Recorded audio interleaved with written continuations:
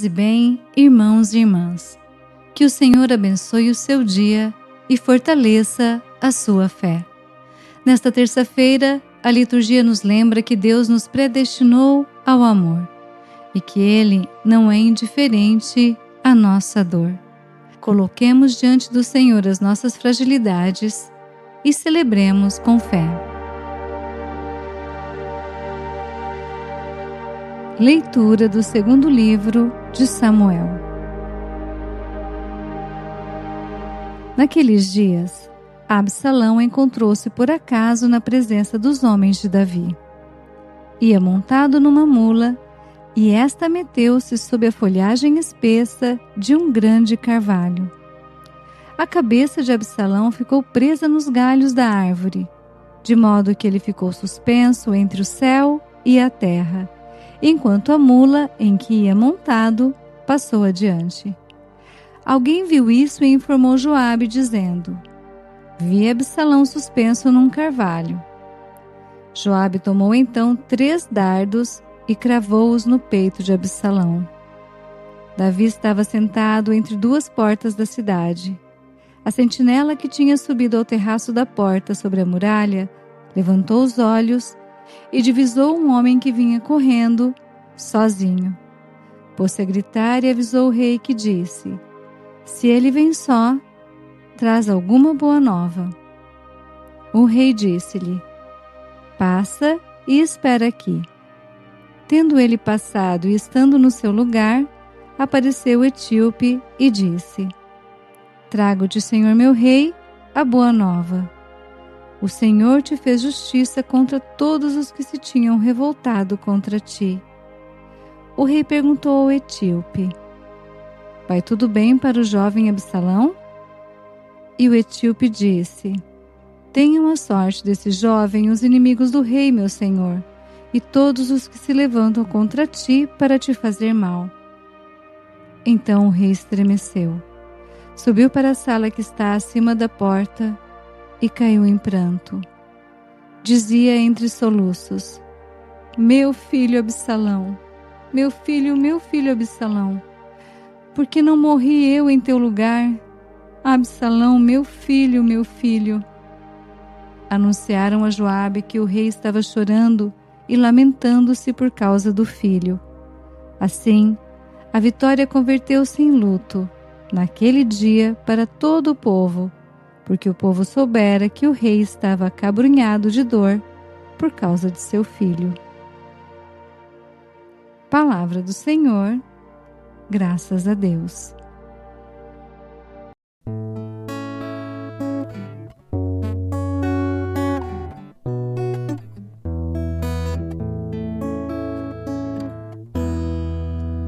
Inclinai vosso ouvido, ó Senhor, e respondei-me.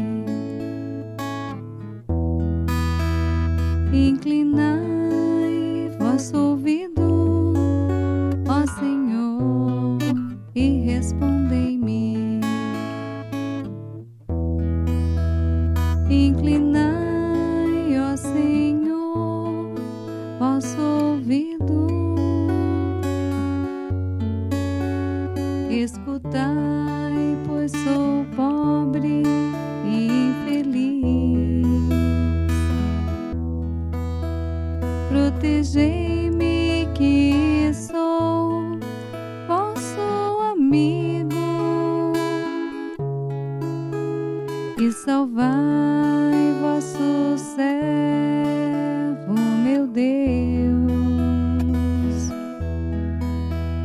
que espera e confia em vós.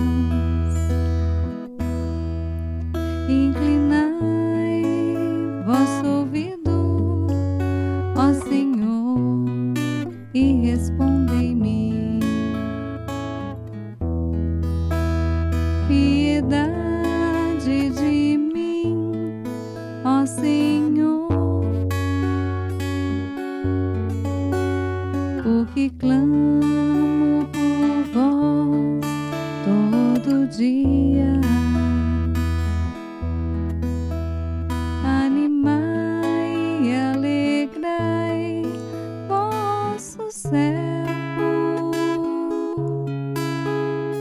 pois a vós eu elevo a minha alma. Inclinai vosso ouvido, ó Senhor, e respondei-me. Ó Senhor, vós sois bom e clemente, sois perdão para quem vos invoca. Escutai, ó Senhor, minha prece, o lamento da minha oração. Inclinai vosso ouvido, ó Senhor, e respondei-me.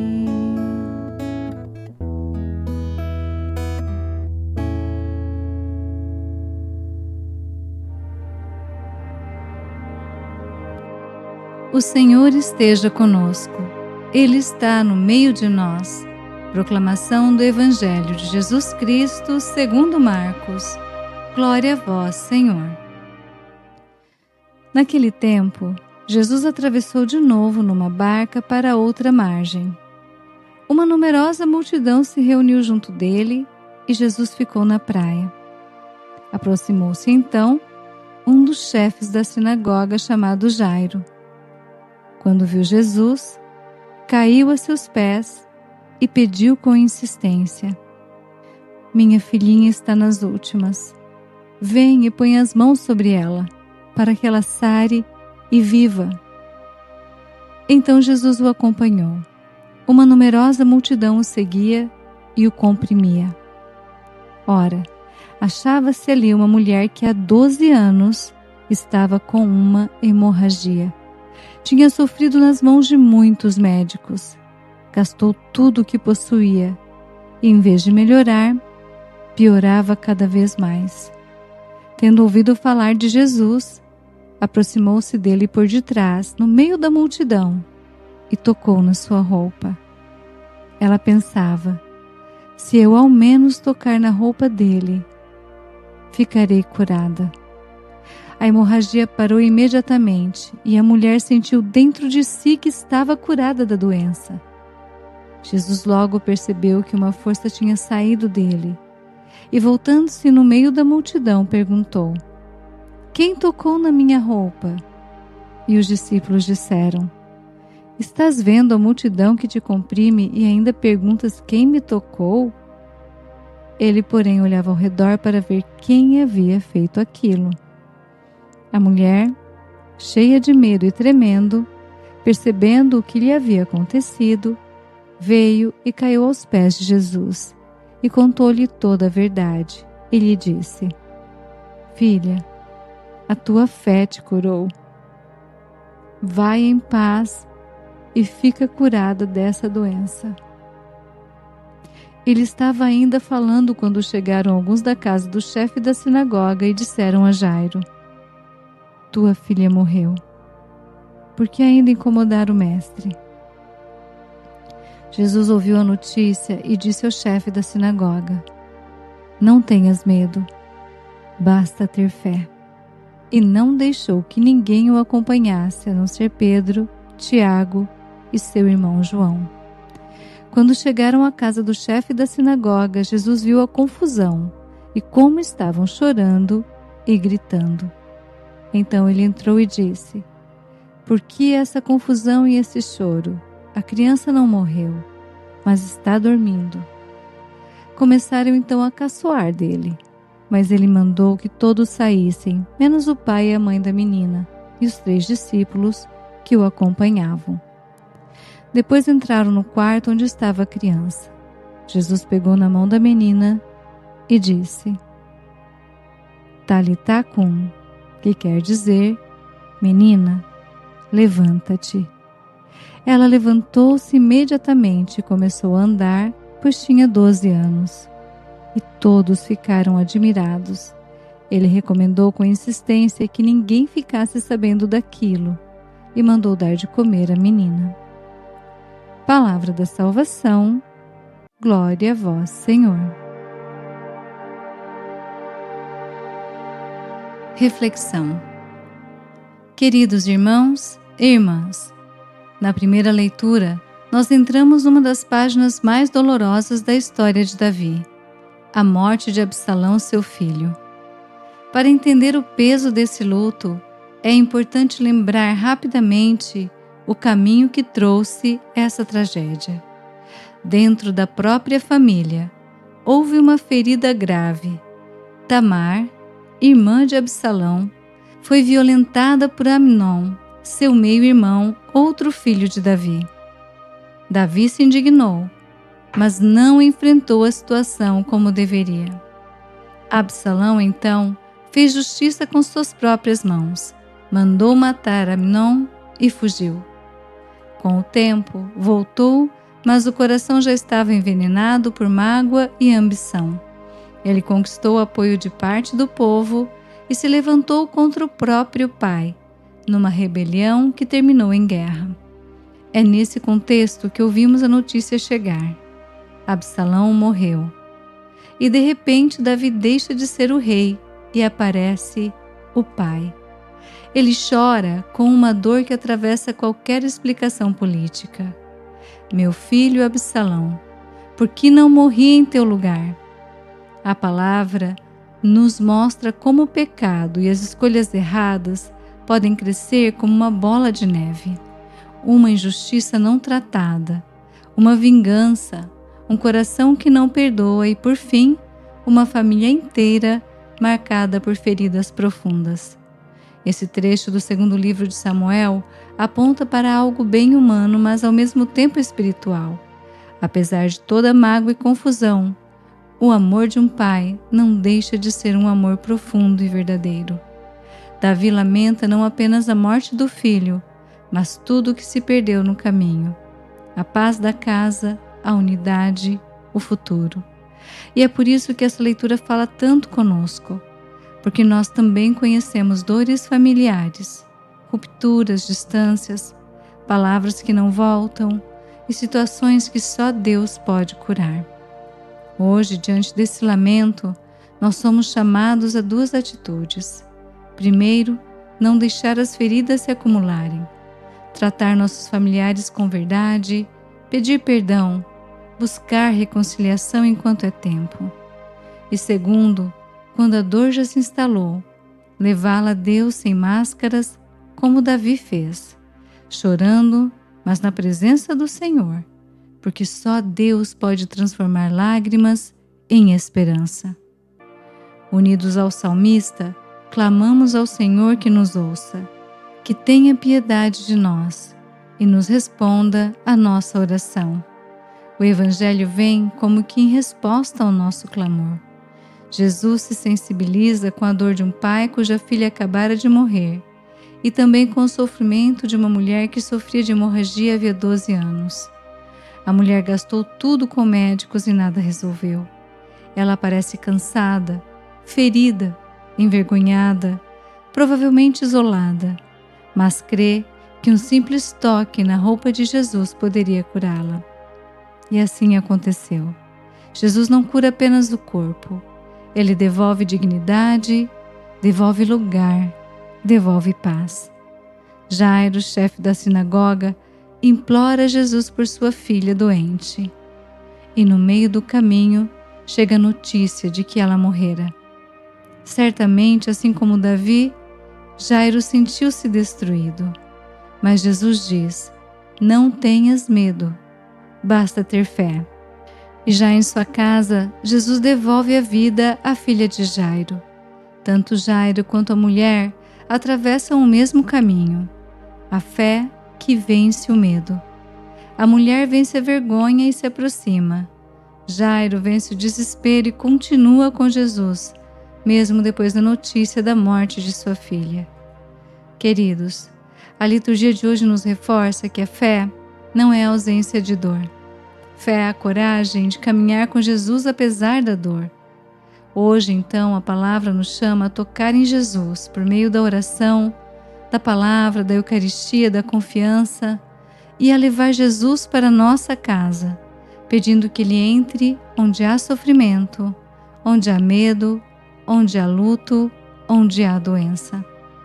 E se nós estivermos vivendo alguma hemorragia interior, uma perda de paz, uma ansiedade que drena as forças, um pecado que sangra a alma, hoje Jesus também nos diz: Filho, filha, não tenhas medo, basta ter fé.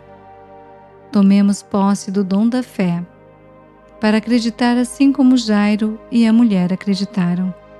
Que o Senhor nos dê a cura que hoje mais precisamos. Caminhemos firmemente com Jesus. Oração. Pai Santo e Misericordioso, nós vos louvamos e vos agradecemos, porque vós não sois um Deus distante. Vós vedes as nossas lágrimas e conheceis as dores que carregamos em silêncio. Nós vos pedimos hoje, Senhor, inclinai o vosso ouvido para nós. Visitai as casas onde há luto, sustentai as famílias feridas, consolai os corações que perderam alguém amado. Dai-nos a paz que não depende das circunstâncias, mas nasce da vossa presença. Olhai por todos os doentes. Tocai com a vossa graça aqueles que sofrem há muito tempo, como a mulher do Evangelho. Curai as feridas do corpo e da alma. Restituí a dignidade, a esperança e a alegria. Para os que enfrentam o medo como Jairo, concedei fé firme, que não desistamos quando a notícia for dura, que permaneçamos convosco. Tomai-nos pela mão, Senhor, como tomastes a menina, e levantai-nos, levantai nossa fé, levantai nossa esperança, levantai nossa vida. Fazei-nos confiar plenamente em Jesus. Por Cristo nosso Senhor. Amém. Rogai por nós, Santa Mãe de Deus, para que sejamos dignos das promessas de Cristo. Amém. Bênção do cristão. O Senhor nos abençoe e nos guarde. O Senhor faça brilhar sobre nós a sua face e se compadeça de nós. O Senhor volte para nós o seu rosto e nos dê a paz. Que Jesus visite sua casa, cure suas dores e fortaleça sua fé. Uma terça-feira repleta da graça de Deus para você e sua família. Até amanhã, se Deus quiser. Paz e bem. Em nome do Pai e do Filho e do Espírito Santo.